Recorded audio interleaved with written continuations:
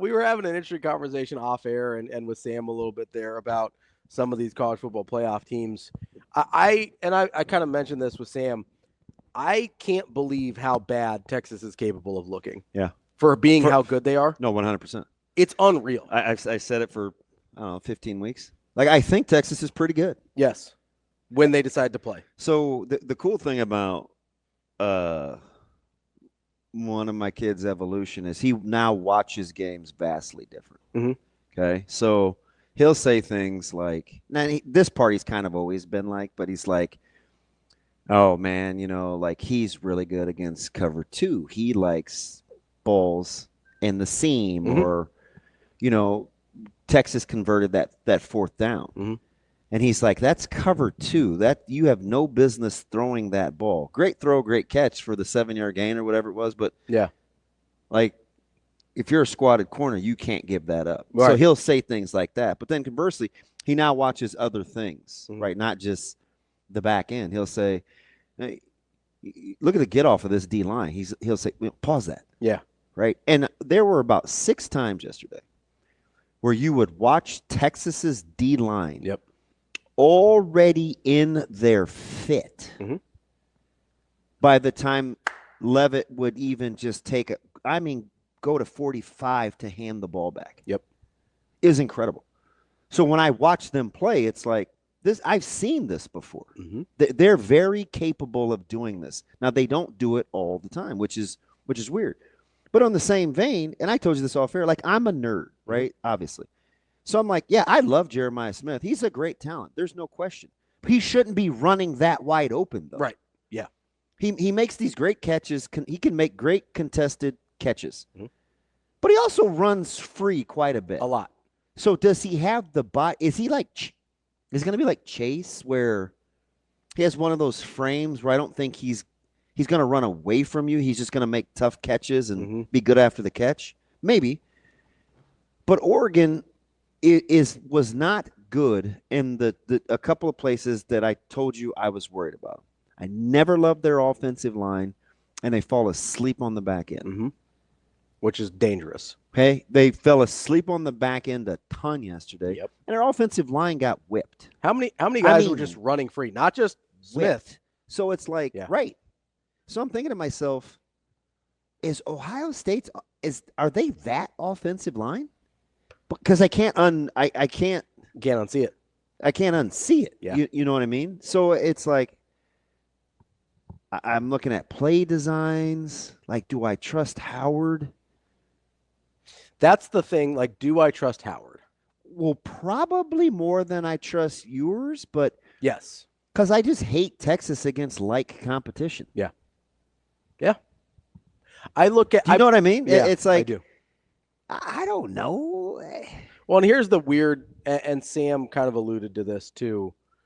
Here's the weird thing about Ewers is there's probably people in that locker room that don't think he should be the starting quarterback. You think? I do. I don't know. I do think that.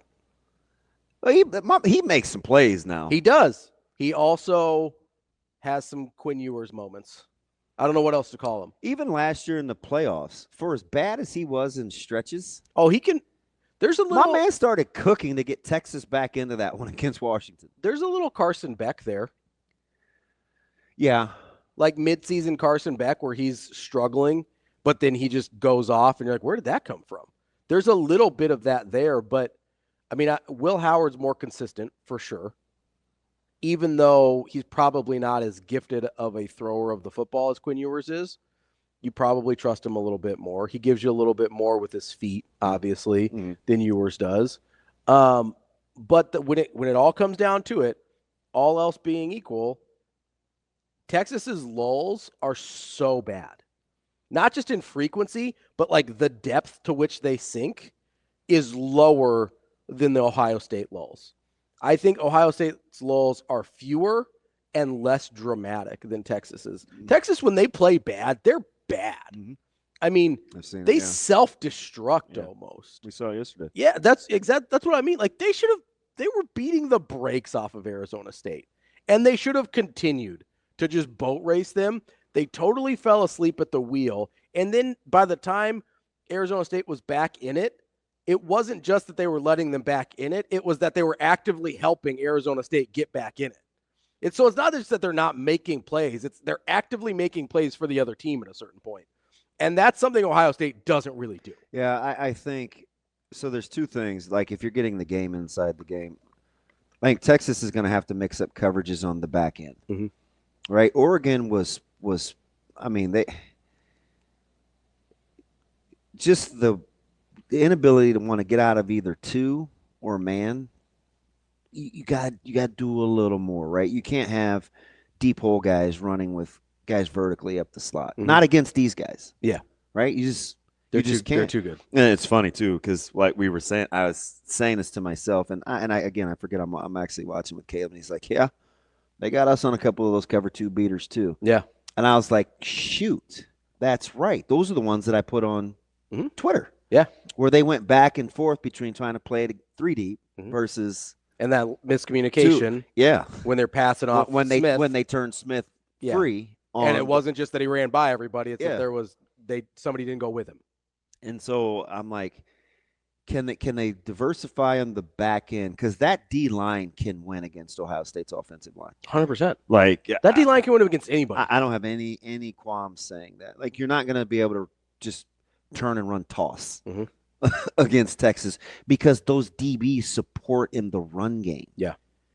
Right. Like they're very physical in the run game. So I don't know. I think is the line out yet? I imagine Ohio State would be like a 6-7 point favorite, and it's going to be too much. It's going to be too big. You think the number is going to be too big? Yeah, I would make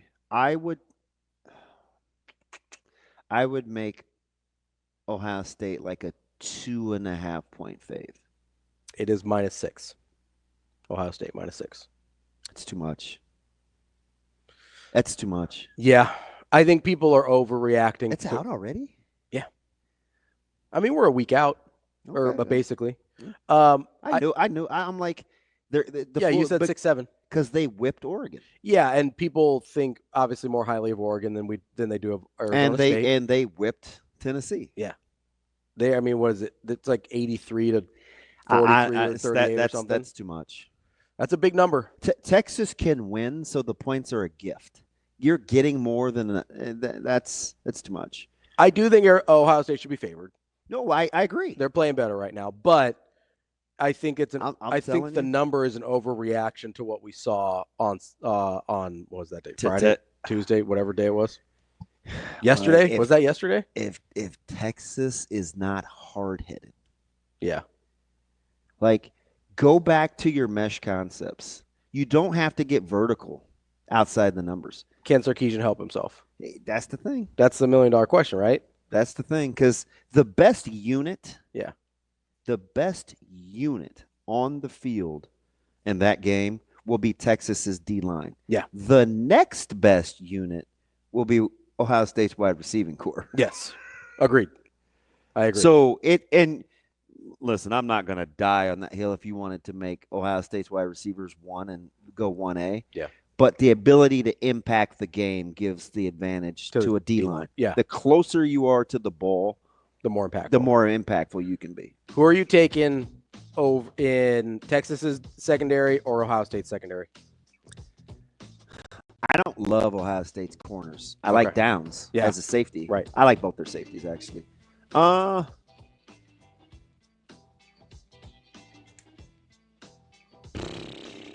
Probably Texas, but no, I don't love that. You think it's pretty close? Yes. Just different areas of strength. Yep. We haven't talked much about Notre Dame and Georgia tonight. That's one where I'm still confused as to Tevin Campbell? No. I'm so confused about the way I feel. I used to be a big Tevin Campbell guy. I don't even recognize what we're doing. Huge Tevin Campbell guy. You could have told me that Tevin Campbell was we talk defensive back for a minute? For Kansas State in the 90s. I used to be in love with this girl from Waterloo, same place Tevin Campbell was from. Yeah. And she turned out to be certifiable. Like Tevin Campbell? Listen, how many this is so dumb. Okay. Let's go. Let's go. Okay. How many African American women do you know that turn out to be goth? Goth? Yes. Oh, 0. Okay. Yeah. Not a 1. That's what happened. Overtime. Overtime. That's a move. That's a direction to go. Yeah. She married a guy that looked just like me too. Yeah. Yeah. He used to tell people he was me around town and get me in trouble. That's weird. Man, That's super weird. God is my witness. That's really strange. Yeah. I found him. Yeah. She sounds pretty cool. Had some speaks about it. This is back when 24-hour fitness was a thing over on Cass. Oh, or on Maple. 120. That's how long ago this was. Yeah. Say, man, you gonna knock this off. Yeah. That's weird. Man, listen. That's super strange. Anyway. Anyway, yeah, she was incredible. But I don't know what to do with this line. So because it switched finally. So who's Notre Dame's now the favorite. Okay. -1. That's fine. It had been Georgia -1.5. It was started -2, I think, then -1.5, then -1. And they knew Carson Beck wasn't going to play this whole time. Yeah. It's finally switched to Notre Dame -1. And first of all, I don't really nothing. TK's a degenerate. He's like, the line was out 5 minutes after the game. I'm like I care. I don't look. First of all, full disclosure. Yeah. Part of the reason I remotely even know what I'm doing is because I don't. The job is to beat the closing line. Yeah. Not the opening line. So, sorry, TK. Well, at least I did guess right. Well, and some of those immediate lines are not Yeah. as reputable as some of the ones that come out a little bit later. But I don't know what's changed. I'm guessing, public money. Perception. But in terms of the actual matchup, nothing's changed from when this came out, and it's basically flipped 3 points to Notre Dame's favor at this point. I thought Notre Dame should have been favored the whole time. I couldn't believe Georgia was favored. See, I don't agree with you. Could not believe Georgia's favored without Carson Beck. Now, Georgia's going to have their medal tested, though. Yeah. And it's not at the quarterback spot. It's to play against a team that will try to match them in physicality. Yeah. And Notre Dame's not going to waver. Not at all. That is a resolute team. If you want to talk about cohesiveness and chemistry and things like that. And if their backfield is healthy, and I assume they both feel good. Yeah. Because you have had a little extra time. That downhill running games is tough, and they're going to have to account for a mobile quarterback. Yes. Now, I'll say this, and you saw Coach Holgorsen do this. Mm-hmm. BC made the choice to play man. Mm-hmm. I mean, they didn't even match it. They played man. And so they were trailing and chasing routes all night. Yep. And Dylan made him pay most of the time. Mm-hmm. Right? So Georgia can play some man.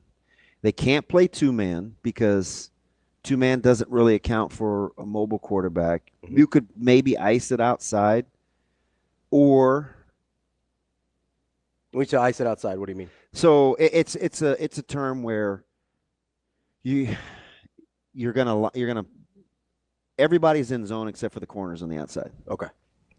So the corners are playing man on the outside. Yes. And then everybody else in the interior of the field with, is playing zone. With true number one. So you've got guys with their eyes on the quarterback, right? So they can. So you can do that, but Leonard can hurt you. Yep. But I would, outside of Faison, I don't know if Notre Dame can get open outside the numbers. Sure. Yeah. Okay. So you have to watch 6. He's by far their most dynamic, in my opinion, especially after the catch. How much does can Georgia neutralize the quarterback run game?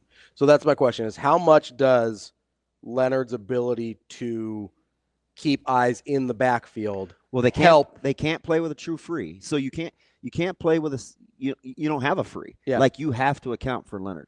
So how much? What will they play around it? I don't know. Yeah. So how much does that help Notre Dame win on the outside? If they can. Well, that's what I mean. Does that help them be able to win on the outside? That fact that Georgia has to keep eyes in the backfield. I don't know. I mean, Georgia likes man-to-man anyway. So if they're running man-to-man all day, though, that gives Riley Leonard an opportunity to just run wild. That's why I don't think you can. So maybe they'll match it. Maybe they could play like quarters and fit in the run game out of it. But you have to win at the point of attack because Georgia has a corner, and it's Golden, so he's gonna cook a lot of guys. Which by the way,